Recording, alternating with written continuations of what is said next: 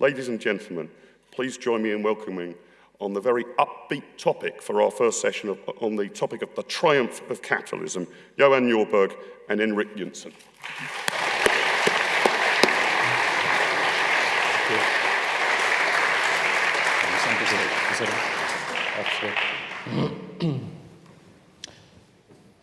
Hello, my name is Henrik. I'm delighted to be here at the Think conference at the IEA to have this opportunity to share my experiences with you. Now, a lot of people would throw big words at me and they call me an entrepreneur. I like to use something simpler than that. I'm a small business owner. Doesn't sound as fancy, but to me, that's the most important thing there is. I operate a group of companies across 3 countries and I employ quite a few people. But I'm a small business owner. Now, during my career, I learned a lot from growing up in early 1990s Sweden. That was a fairly heavy-handed socialist regime at the time. When I was in high school, well, the Swedish equivalent, I went to the consultant at the school because I had a business idea. And I told her, I'd like to start my own business. The advice I was given was, perhaps you should just try finding a job. It's a hard thing running a business. So I went ahead and I started my business anyway. I was 17 years old at the time. And the support I got from my friends and my peers, chiefly Marxist, unfortunately, was one of deriding me. How can you be so selfish as to run your own business? There are so many jobs you could do. You could find a good job teaching for the government. Well, I didn't like that. So I set up an IT company. Now, this was way back, so a lot of you won't remember this. We made CD-ROMs with interactive content. It was a big thing back then. And we were very successful. But as you will know, technology develops very quickly, particularly during the 1990s. There was a huge boom. So I had employed 4 people when I'd been running my business for about a year. I was 18 then. I was doing pretty well. But the market changed, and I needed to let 2 of them go because I needed other skills. And we had already agreed the terms, and I was helping them find jobs with another company, only to find out then the government stepped in and said, oh, you can't let them go. Now, I fully accept the blame. I hadn't done my homework properly. I was young, a bit naive. They told me, well, by law, we have a system that will only allow you to let people go in the sequence they were hired. So the ones you hired first, they gotta stay, and the recent ones, they're the ones that you can let go. Unfortunately, it was the other way around. The 2 guys I'd hired first were the ones that I needed to let go. They said, no, you can't do it. You need to educate them and fire the 2 people that you need. Well, I was young and I was quite passionate. I closed the whole business out of spite because I got so angry with the government and I moved to the United States. And this was the dot-com boom. There was so much going out. We set up a new company in San Francisco and it was awesome. Golden Gate Global Services was the name of the operation we were running. We were helping executives from all over the world gain visas so they could work in the United States. We ran that company for quite a while. Now the atmosphere was completely different to my socialist friends from back home. Very supportive. Yes, go for it. You're great. I loved it. And then 9/11 happened. And then I couldn't get my visa renewed. So I couldn't stay. I couldn't work. Now there is a conflict here. I had to leave. I couldn't run my business. We were generating substantial tax revenue, but they would not accept it. I had 2 immigration lawyers working for me for close to a year to try to work this out. The only thing they were telling me was, you need to step out from your business, find a job, so we can get you an H-1B visa. That's the only option for you. It's ridiculous. The American government was telling me the same thing as my consultant at my high school in Sweden.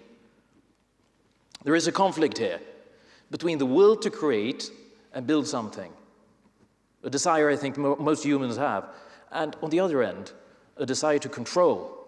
Sometimes those 2 impulses clash, and there is a problem. And somebody who's much better than me at explaining how those two forces clash and what it means is my dear friend, Johan Norberg.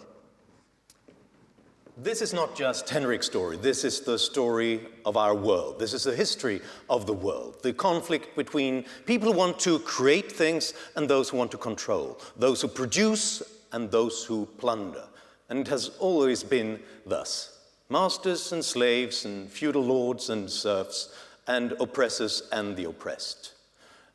I've traveled around the world in different places and searched for solutions to the question on why do some people get rich in some places? And you know, the traditional story is that it's culture, it's destiny, some people are just lazy. But you know what, when you travel in African slums, if you go into the slums of Kibera in Nairobi, you don't see lazy people just hanging around there. You see incredibly hardworking people using all their energy, all their time, their devotion to working incredibly hard. But the problem is that they have to do it in order to circumvent controls, bureaucracies, license requirements, corruption, bribes, tariff rates, taxes, and so on, because there's always someone there trying to control them and keep their creativity in check.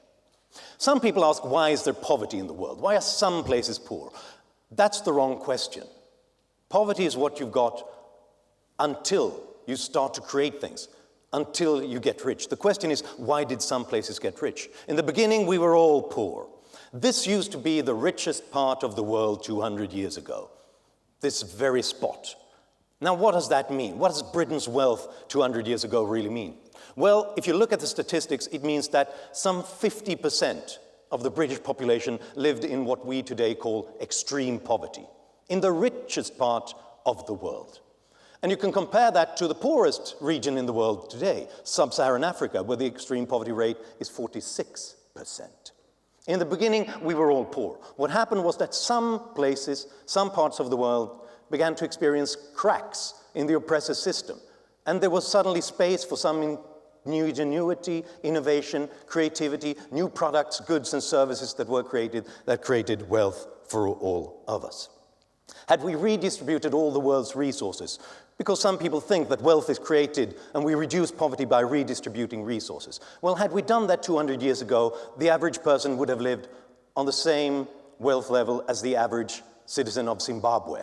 Had we done it in 1950, we would have been a bit richer, but still as the average citizen of Mozambique. The only thing that created wealth were creators and trade and business stories. And then in 200 years, the world created more wealth than had been created in the 200,000 years before. And some people complain about that and say that the main criticism, of course, is inequality. Some people get incredibly rich, filthy rich.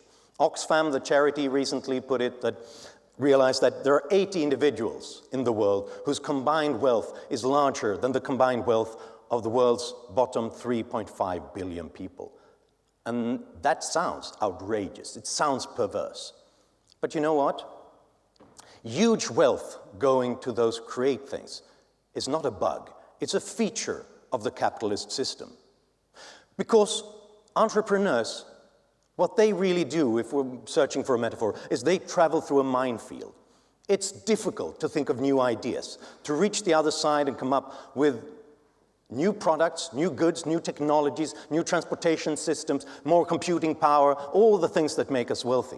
It's a minefield because it's dangerous, it's treacherous out there. It's difficult to get the funding, it's difficult to work with customers who constantly change their minds, it's difficult with all those competitors. Most people are blown up when they travel through this minefield.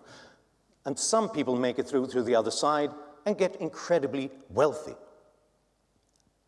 Not always the right person. Some manage to get through it because of luck. But the main thing that makes us all richer is that we incentivize more people to travel through a very dangerous minefield.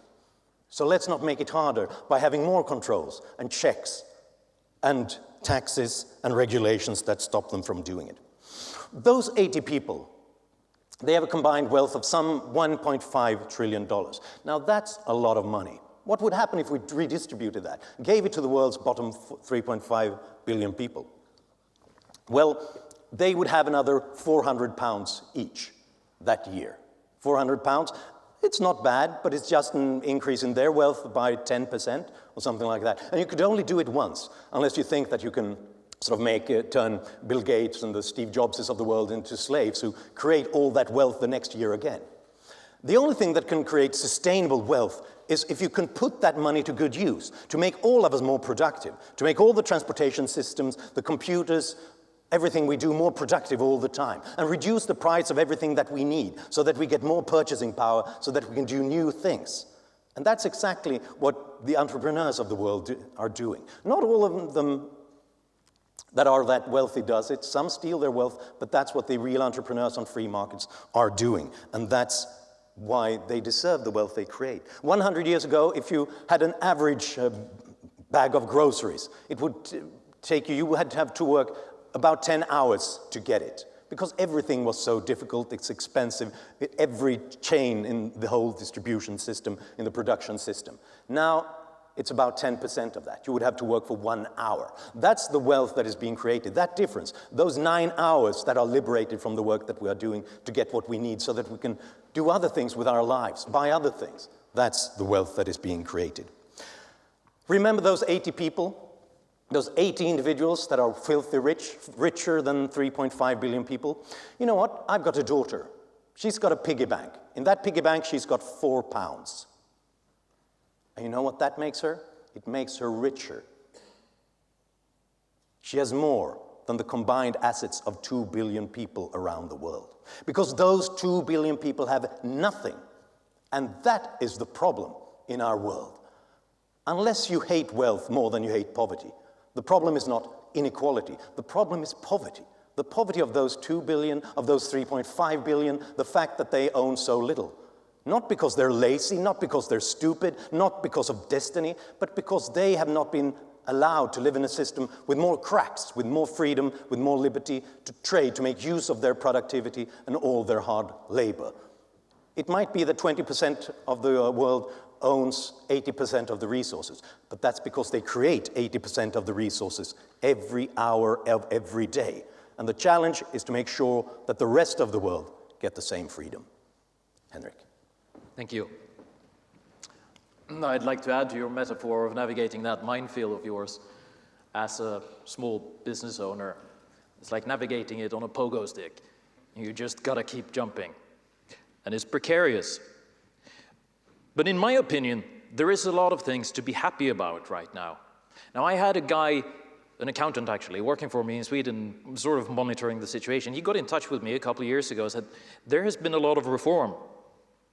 A lot of things have been tweaked to make it less painful for you. So I went back to Sweden and I set up 2 new businesses, starting both of them in 2009, 2011. And they're doing very, very well. The Swedish government has liberalized to the point of actually trusting me to buy a painkiller in a shop. You used to need to go to a special state-run pharmacy to do that last time I was there. So a lot of things have been getting better. The average wage has increased by 40% since 1995. That's an excellent development. But the biggest change that I'm perceiving now that I'm running businesses in Sweden again is that there has been a massive change of opinion. People actually support me now. They like the fact that I'm creating jobs. They think it's a good thing that I'm running businesses. This may sound like it's to be expected. It didn't used to be like that in Sweden. So a change in attitude, in culture, has been taking place. I like to be an optimist. In the long run, I think we're winning. The momentum is so successful, it's moving in a very steadfast way, but there are obstacles ahead. True story. Now, I have 19 people working for me in one of my companies. And we needed to get a guy on board that could operate a delivery service for us. He was to run a van, a very simple business. So I wanted to hire a guy. We found a 23-year-old guy who had been unemployed for 4 years. Very boring situation for him. He was nice, he could drive the car, he wanted the job, we agreed a salary, And then we discovered that he was unionized, so the transport union got in touch with me. And I said, oh, you need to have a special insurance for this guy because he's gonna drive a car. So I said, okay, that's fine, I respect that. Obviously, we want him to do well. And then I said, no, not just him, everyone in your company needs this insurance. And it's an expensive policy, and there are 19 people. I don't even drive. So he ended up not getting the job. That's stupid. Now he's been unemployed for 5 years. And he wanted the job. So there are these obstacles ahead of us that are still getting in the way. But push comes to shove, I think we're heading in a very good direction in terms of what's happening. And to further elucidate, Johan, take it away. Ringing the bells that still can ring, forget your perfect offering. There is a crack in everything. That's how the light gets in. It's not a perfect world, it's not a perfect offering, but there are more cracks than ever in the systems, in the regulations, in the dictatorships. It used to be that only a few million people in the democratic West had freedoms to create, to think freely, to innovate.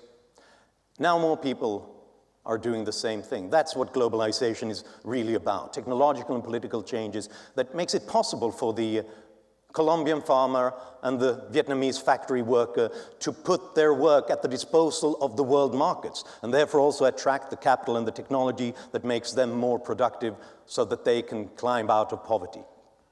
The old Thai joke was that the Chinese and the Indians were successful everywhere in the world, except in India and in China, because they were stopped by License Raj and the Communist Party. But what has happened since then is a tremendous change, an incredible growth of wealth. And the popular story is that this is somewhat based on foreseeing politicians and rulers and in China, dictators who told them to go forth and do productive things. That's not the case. It happened in the cracks. It happened from the bottom up, because individuals started to use the small, tiny amounts of freedoms that they had. In China, agriculture used to be collectivized. You were forced to use different crops and different methods that the Communist Party told you to, and you couldn't keep the rewards if you were successful and worked hard. Some Chinese farmers and families thought that this is just a way for us to slowly kill our children because we can't grow enough. So secretly, in the late 1970s, they began to privatize the land that they worked on. So families could grow whatever they wanted and they could keep the rewards. And as a result, productivity in agriculture boomed incredibly. As one peasant said, it's like a chicken pest. If one village has this private ownership, everybody has it suddenly. And only then and only then, the Communist Party said, okay, we dislike this secret privatization, but on the other hand, we're not that much in favor of starvation either. So then they began to liberalize, only after the fact. The same thing in India. What got the Indian economy onto an export-based, and parts of it a modern sort of technologically based, service-oriented export market? It happened in telecom services, it happened in the internet services from the beginning. And what made that different from all the other sectors of the economy that couldn't function? Well, the difference was that the then Prime Minister Indira Gandhi said, we have to control everything that's important in the economy. The factories, the manufacturing, the agriculture. So lots of regulations and bureaucracy and everything. But you know, telephones, that's nothing for poor Indian people. We don't need telephones, so let that be deregulated and then we won't have to care about it. And then some entrepreneurs and workers started to innovate there and began to slowly change things in a dramatic setting. That's what's happening in more and more places around the world. People use the freedoms they've got, they prove that it works, and then, and only then, politicians begin to come around and begin to liberalize more, and then people use that freedom. As a result, the world has just had its best 20 years ever. This development, this change, is bigger than the Industrial Revolution. The Industrial Revolution, that was some 200 million people in Western Europe and the United States who doubled their average income in some 60 years. Today, India and China alone did the same thing with 2 billion people in just 15 years.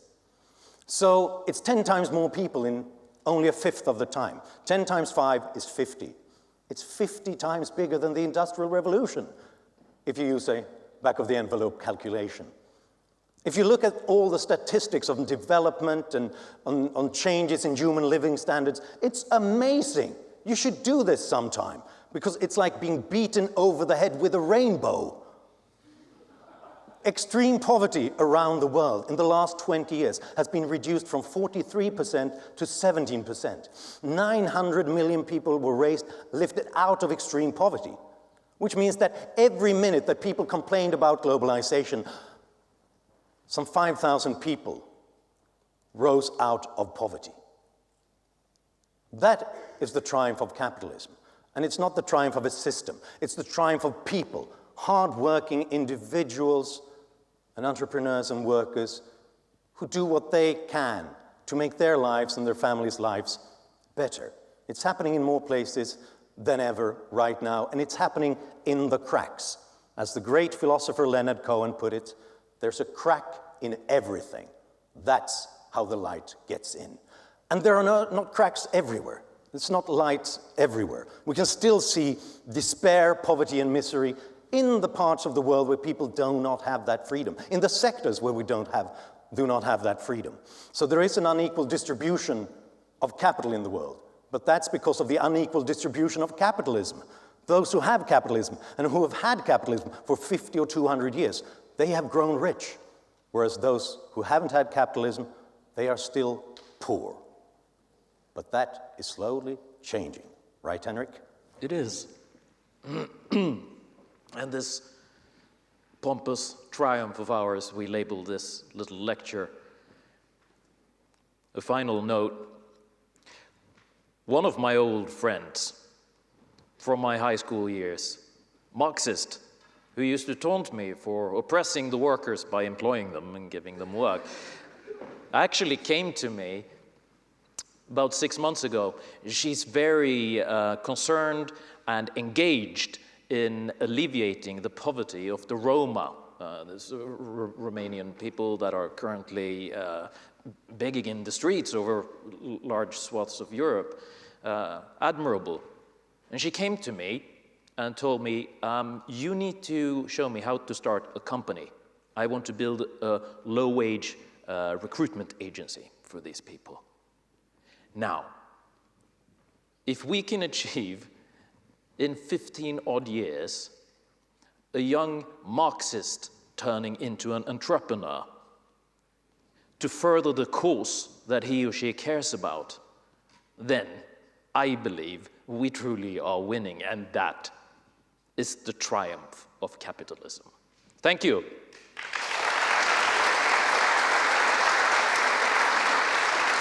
Thank you.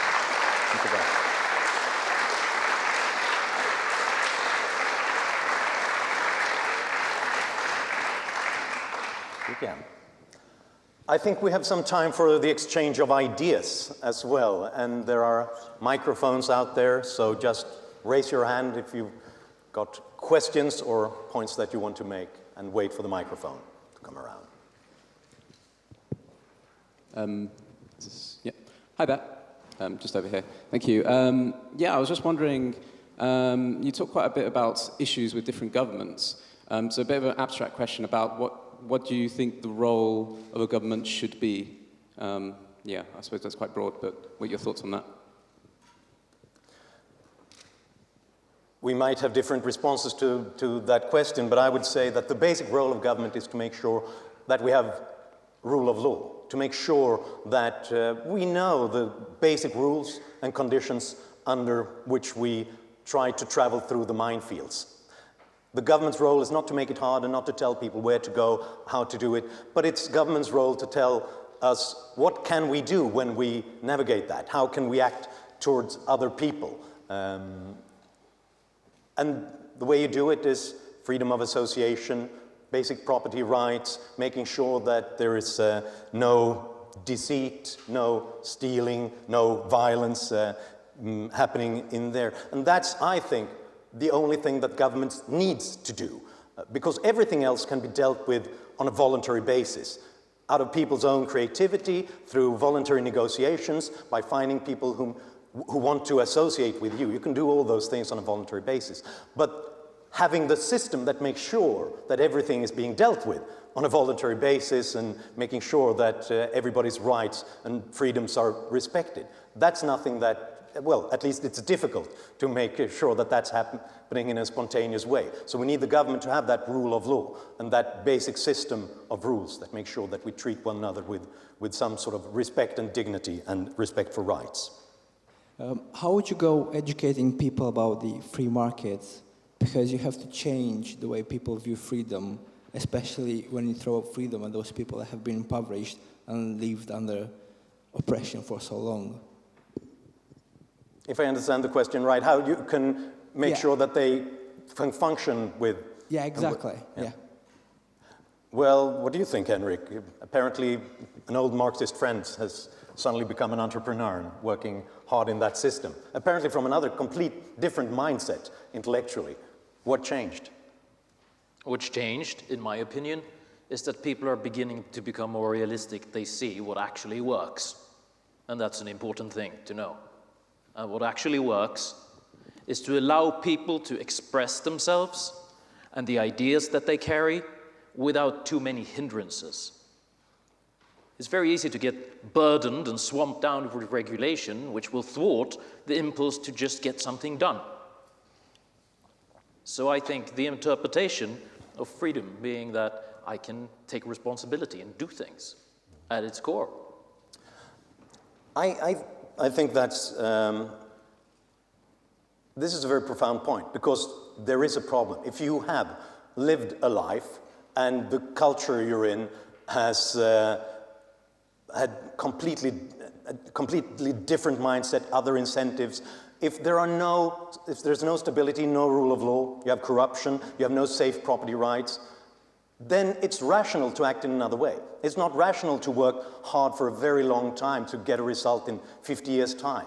And perhaps there are no capital markets so that you can sort of sell off and even if you've created a value for the long term. And that's a trap that many countries are in, and many cultures are in. It's more rational to do it rapidly, quickly, to use every opportunity briefly, and even to deceit and cheat, because that might be your only chance.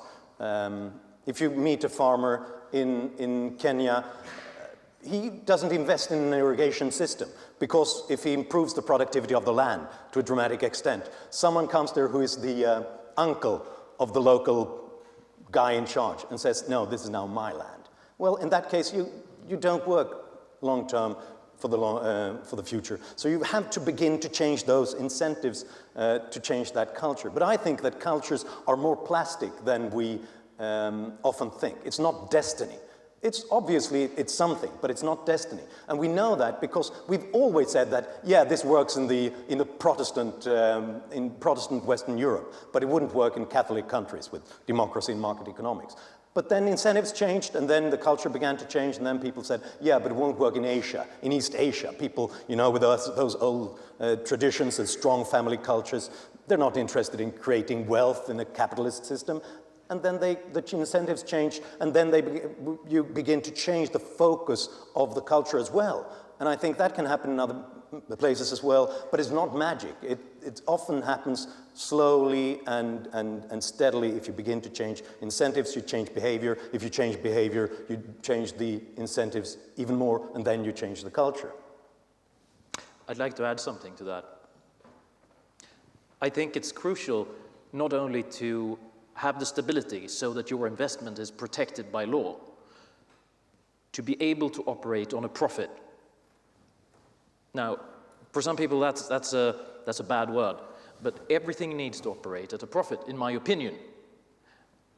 I have a good friend who runs a charity called Build Africa, where they're teaching people how to set up businesses and gain access to world markets and so forth. Now, even though that's a charity, it needs to operate on a profit. Everything in life is like that. A tree needs to extract enough resources from its surroundings so that it can grow. When something stops growing or developing, it dies. Whether it's a business or whether you're operating a hospital or a charity, it needs to work like a business. And that doesn't mean that you're a horrible, greedy person, but you must turn a profit. So I like to defend the idea of profit as a systemic, important institution. What do you think about the welfare system in Britain, and do you think it decreases the incentive to work? I'm Swedish. Henrik has lived in Britain for a long time, so perhaps he's got other views here. What I hear when I talk to people here, what I read, and this is just my shallow interpretation, is that the welfare system here might be thought out and very well intentioned, but it has created horrible poverty traps. Because the moment you go from living in different welfare systems, different payment systems, into work, and when you work more, well, then your welfare is being reduced, so the extra salary doesn't mean much. You can reach marginal effects that sort of takes away 70, 80% of what you gain. And in that case, it's not an incentive to assume responsibility of your life, to work hard, and so on. And that's a big problem, and something has to be done to make sure that work is always being rewarded more than living on welfare. We've had a long-term problem in Britain that's been compared to Sweden, for example, with child poverty, children living in poverty, because the single mother is not working at all.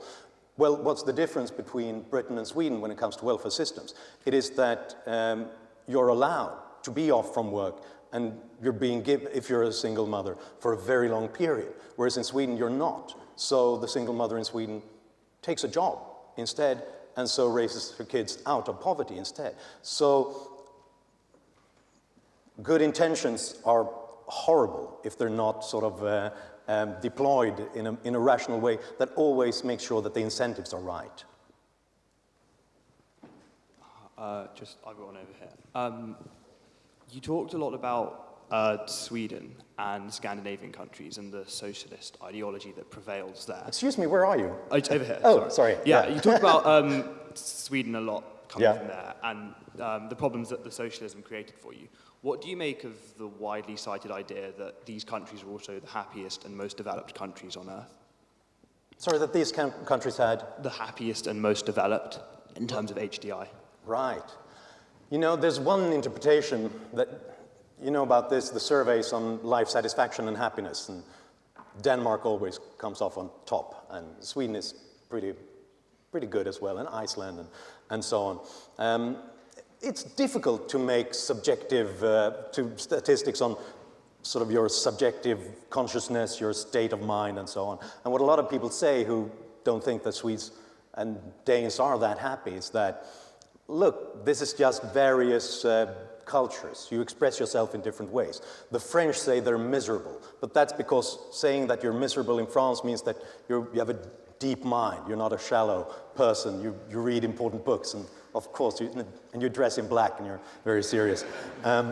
Whereas in Nordic countries, and in Sweden specifically, well, you say you're happy when someone asks you, so how are you? You say, oh, I'm fine. It's great. And that's a way of saying, leave me alone.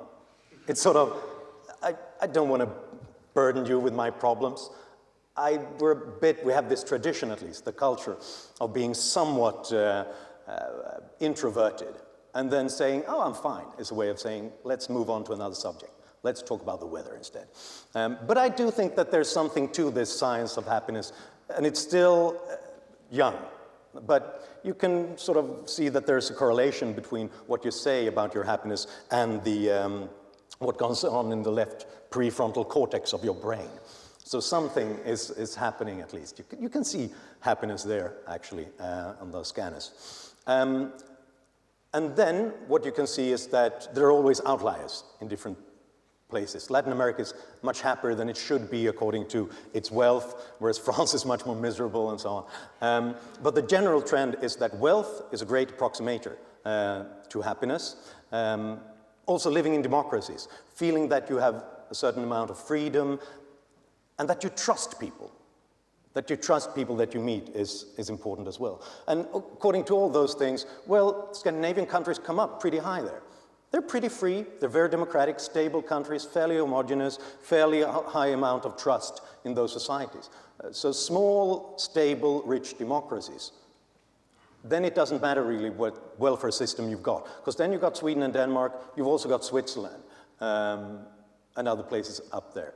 So that's my sort of, my brief, shallow take on this. I would expect Scandinavian countries to be up there if you look at all those different things. I'd like to add another point to that, if I may. It's also important to remember that the super mega grandiose welfare state of Sweden, who really bloated during, correct me if I'm wrong, in the 1960s, and it peaked somewhere in the 1970s-ish, was largely down to the fact that we chickened out of World War II, and it made us super wealthy. So all that money was flowing through the system because nobody else could manufacture anything, and we had an intact industry. Well, hey, goes the Social Democrats. It's our, it's our style of governing that is producing all this wealth. Well, eventually that starts to run out.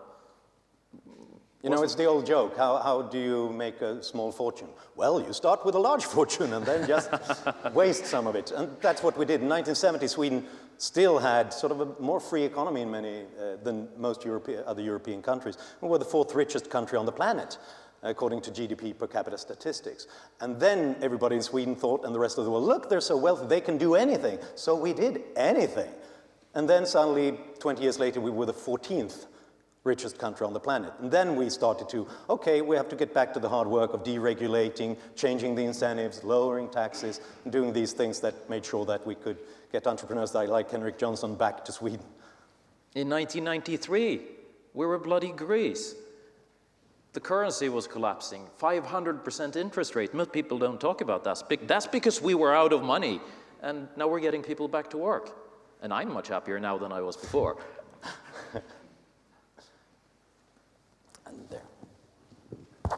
One of my concerns is this whole concept of artificial intelligence. The idea that there's a television series that many other people here will know about, Humans. And I wondered how, as a capitalist, how we will respond to that change when most of the jobs that we do today will probably disappear within 50 years. So if you have a company today where you have, say, 250 people, you might only have 50 people.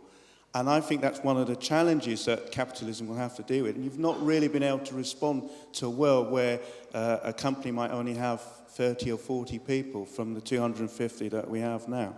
That's a good question. It's not just a minefield in the future, but the mines are artificially intelligent as well and keep moving about. What do we do? Well, there is a lot of talk about this. We're really talking about automation and how that's affecting labor markets. That's a hot topic. Metaphor or an analogy. In the late 19th century, 1890s Stockholm, there was a profession to carry ice, blocks of ice. This was before there were refrigerators. So you had these people with huge blocks of ice on their backs carrying them into apartments for people that could afford it so they could store food. Then the refrigerators came along. And there was a big debacle. They tried to stop them, then they tried to tax them, but the refrigerator was there to stay. So eventually those people had to find other things to do than carry big blocks of ice on their backs. So yes, there is turbulence. I like to think about this in the terms of Schumpeter. It's creative destruction. There will be turbulence. And that's not always a nice thing when you're in the middle of it. But in the long run, the people that used to carry big blocks of ice on their backs, they eventually found other jobs where they could be more productive. So I think the key issue here is that there are going to be new jobs that we don't know about yet. Probably more skilled jobs, jobs that will make us more efficient and more productive. And that's the direction we need to move in. You got something to add to this? It is a big challenge. I agree on that. It does mean that what we do is changing. But there are still things that we need humans for quite a while, at least.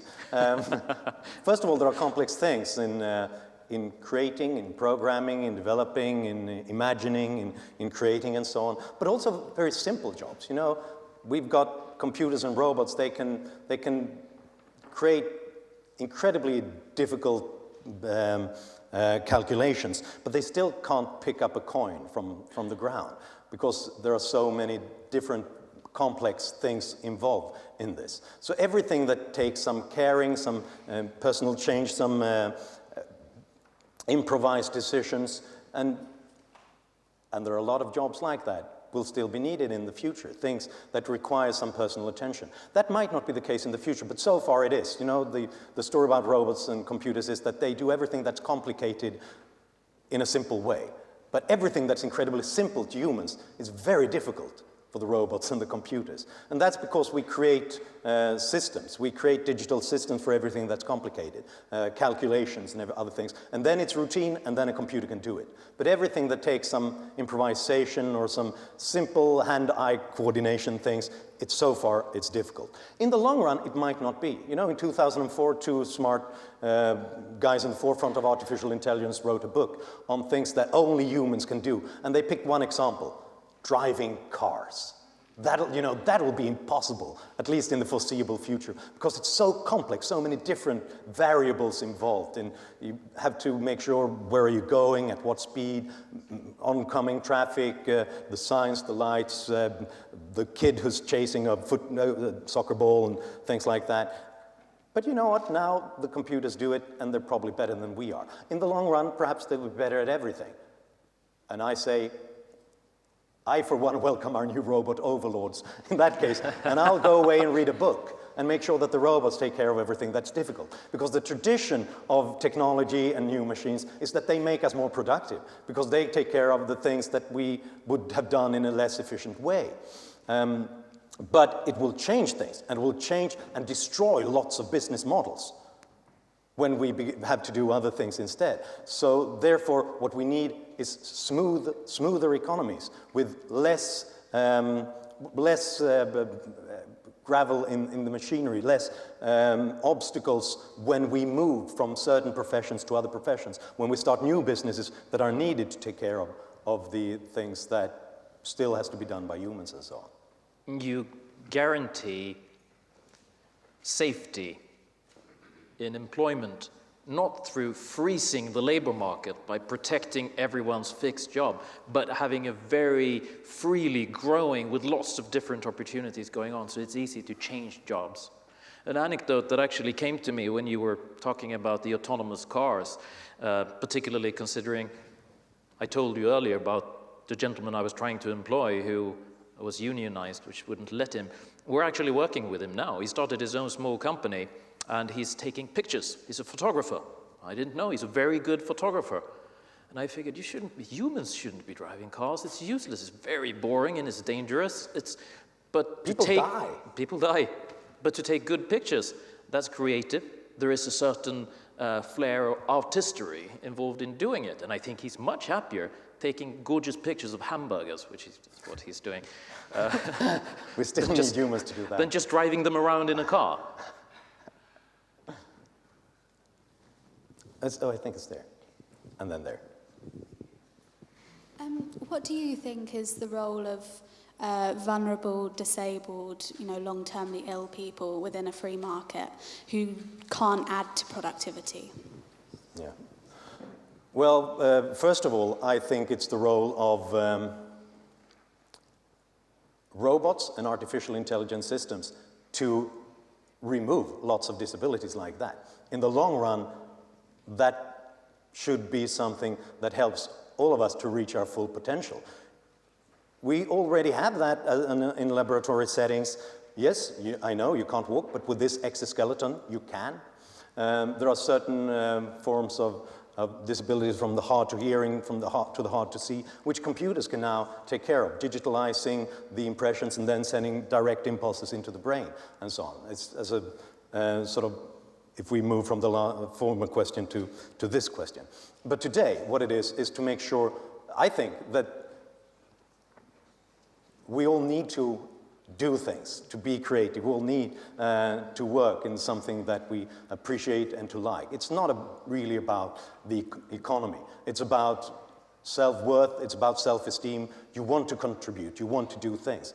And then I think it might be a role for governments to help out, to create certain credit systems, to create certain top-ups in wages and things like that, to make sure that even if you're less productive, you're also able to work in different ways.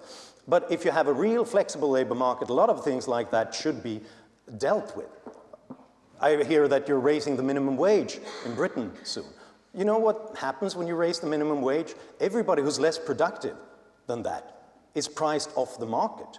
And you can't suddenly find a job. People complain about the low minimum wages in the US and look at Walmart and their minimum wage jobs there. Yeah, but you know, another thing, if you compare people who work at Walmart with people who work at a nice sort of gentrified place like Whole Foods, you can see that at Whole Foods, yeah, they've got great wages, but they're also all white. They've got the college education, and they're all incredibly fit, and they all look like they're models from a Sports Illustrated or something like that.